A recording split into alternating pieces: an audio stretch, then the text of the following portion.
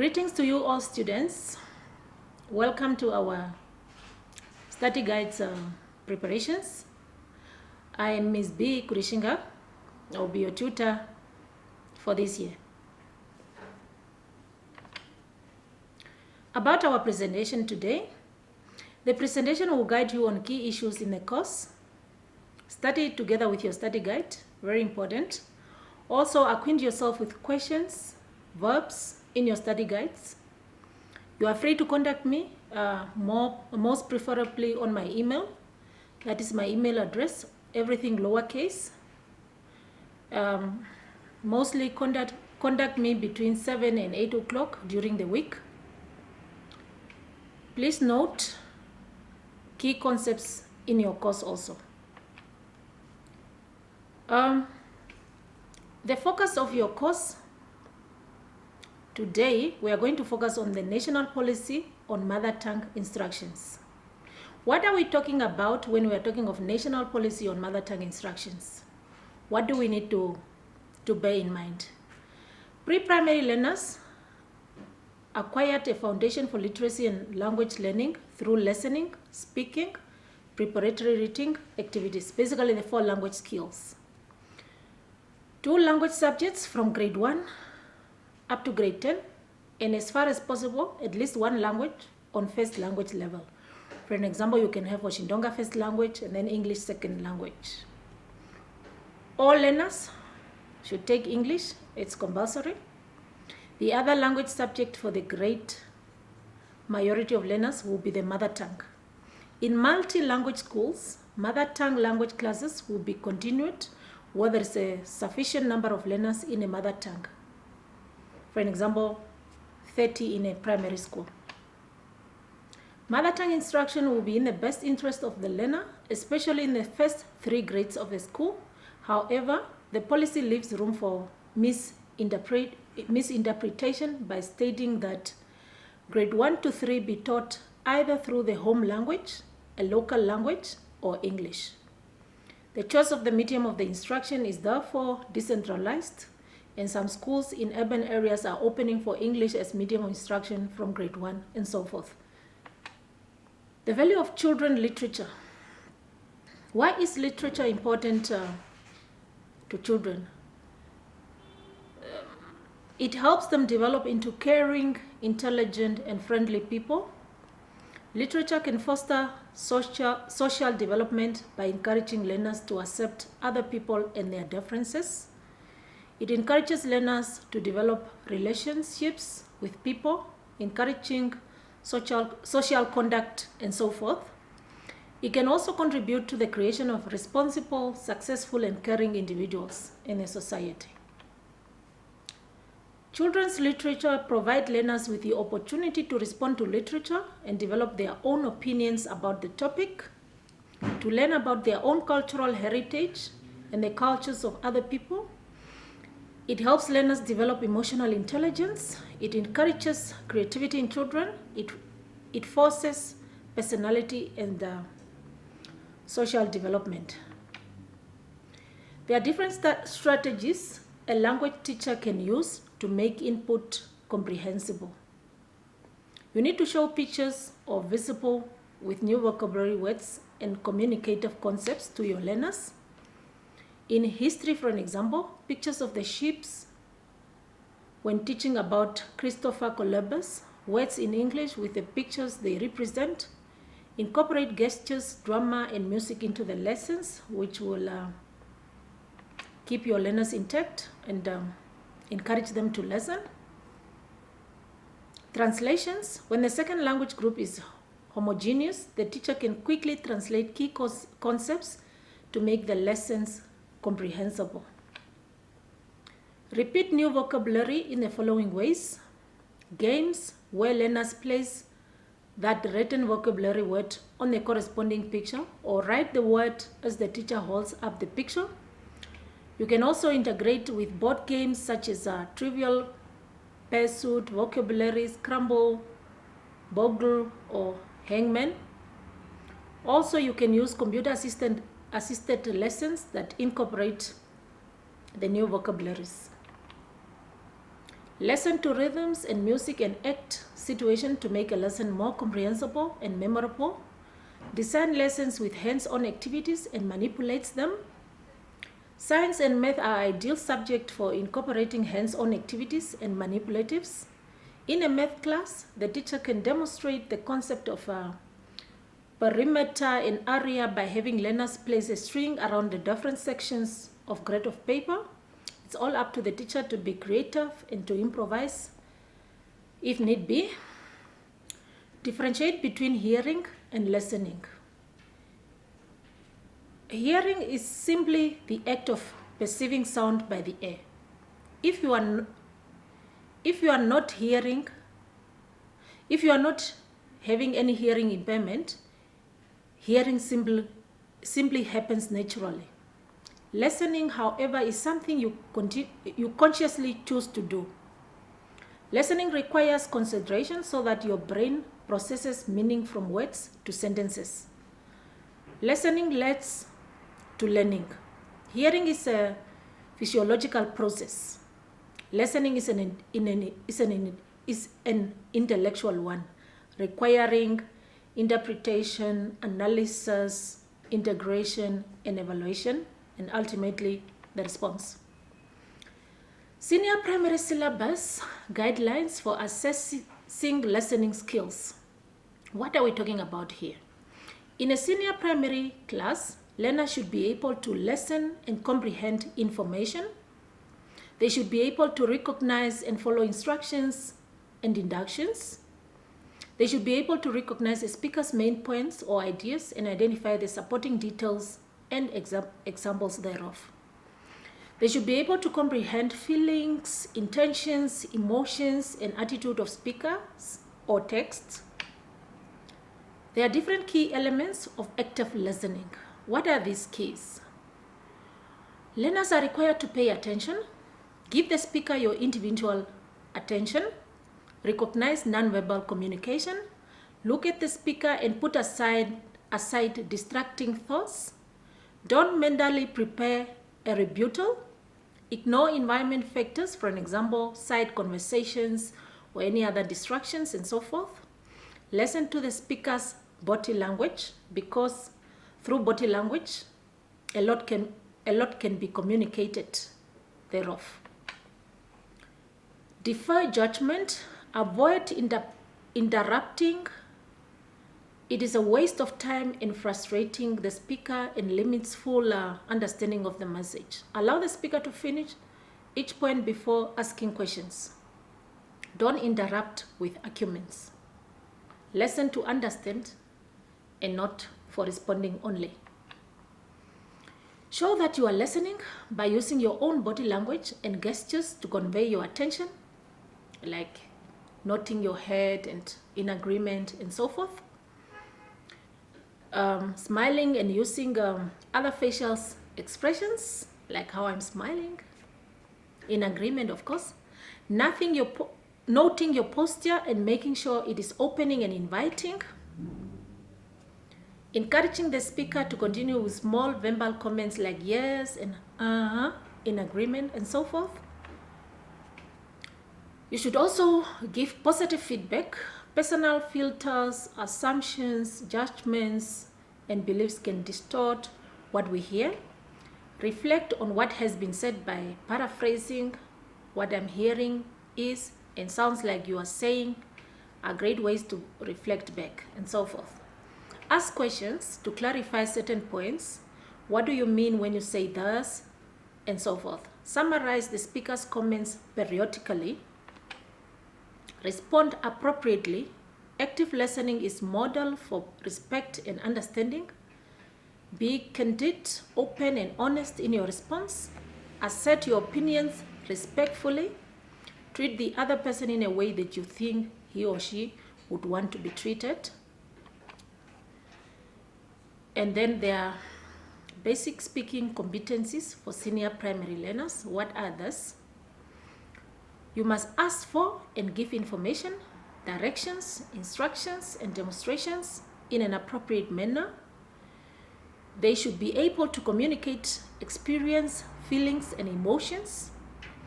They should be able to use appropriate vocabulary to give descriptions on a particular topic. They should be able to apply common courtesy conversations in a situations, convey information, feelings, ideas through a variety of presentation. They should be able to interact meaningfully and critically using appropriate vocabulary in social, cultural, and academic context. How to support learners with speech difficulty. As a teacher, you need to be patient. You need to allow your learners to talk, even if it takes a stuttering learner 10 minutes to finish a sentence. You need to listen patiently, resist the urge to finish their sentences for them. You need to ask questions and express interest in their answers. Also, try to slow down the way you speak. If you speak more slowly, it may not only make it easier for them to hear the way you speak, it also makes them feel better about speaking slowly themselves. As a teacher, you need to be supportive to your learners. Learners with speech difficulties become self-conscious and anxious about speaking. The more nervous they are, the more difficult it will be for them to speak clearly. Always encourage your learners. If there's a start therapy, be supportive and interested in the whole process. Make them feel accepted and loved, with limits, of course. Set an example by speaking properly. It will help learners if you pay attention to your own pronunciation and try to avoid excessive slang.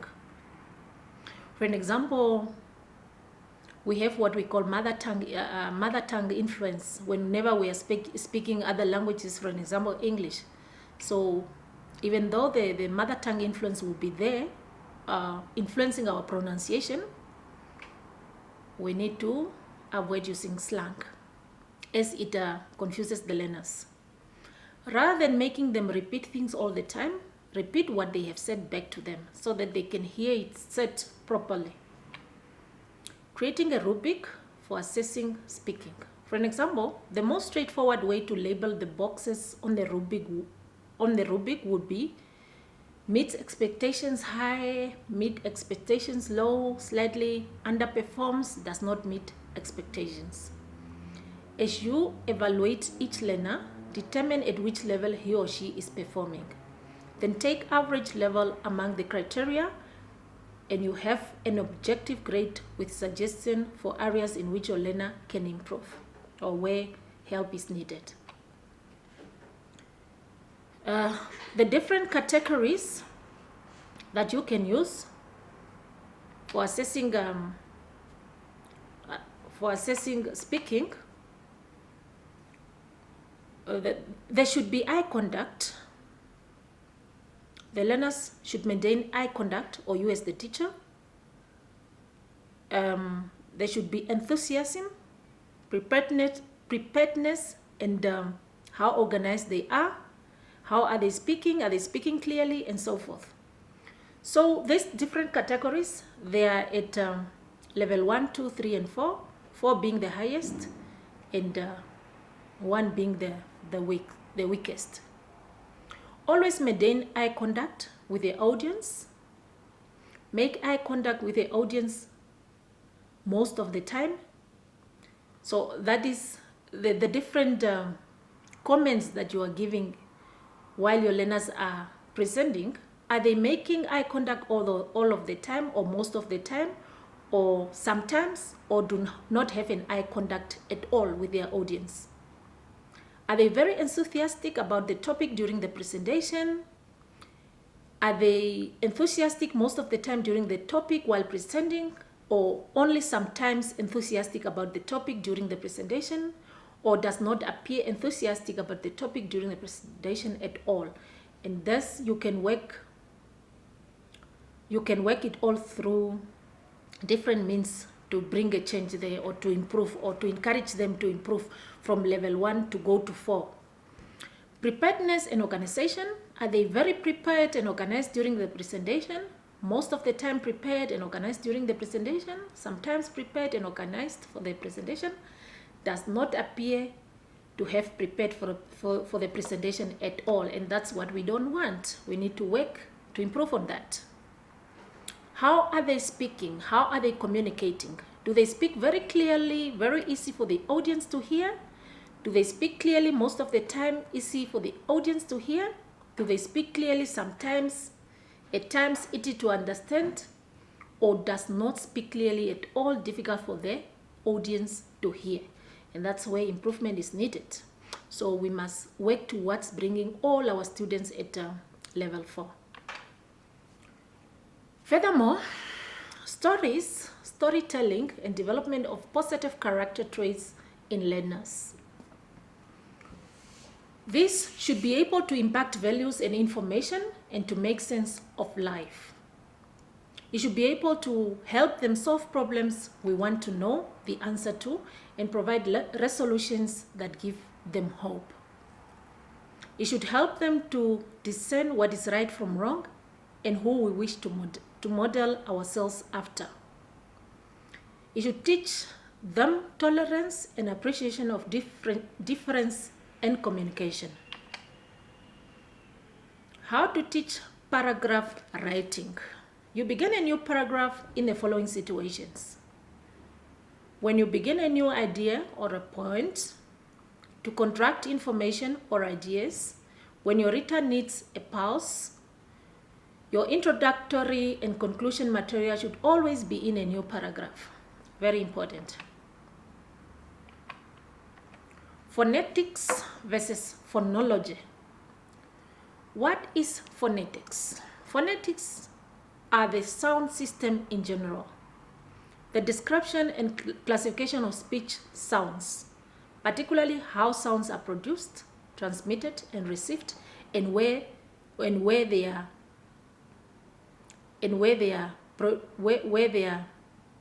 produced from. Phonology, sound system for a specific language. The study of the speech sounds used in particular languages, that is phonology. Different parts of speech, we have different parts of speech that are very significant whenever you are writing your paragraph, whenever you are writing your essay, whenever you are creating a sentence or a paragraph.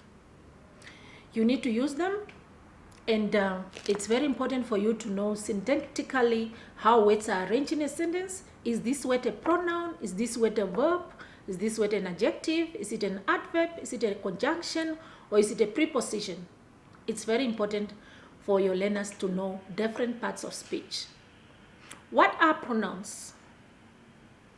Pronouns are used instead of a noun or a noun phrase. Example, it, he, she, etc. What are verbs? Verb is the action word in a sentence. Some verbs link the subject to the noun, pronoun, or adjective. Example, sit, run, etc. If you cannot do it, then it's not a verb. Verb is doable. You should be able to do it. Think about everything that you have done today when you woke up. You ran, you ate, you bathed, and so forth. All those things that you're able to do, those are verbs. Adjective. An adjective is a modifier. It makes more exact the meaning of a noun or a pronoun. Example, red, beautiful, tall, etc.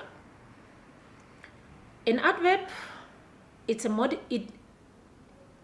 modifier also. It modifies a verb. An adjective or another adverb. Example, very beautiful, etc. The girl is very beautiful, etc. Conjunctions. A conjunction is a connector, a coordinate. Conjunctions connects words or groups of words that are grammatically the same. For an example, for, and, nor, but, etc. Mom and dad, and so forth. Different types of pronouns.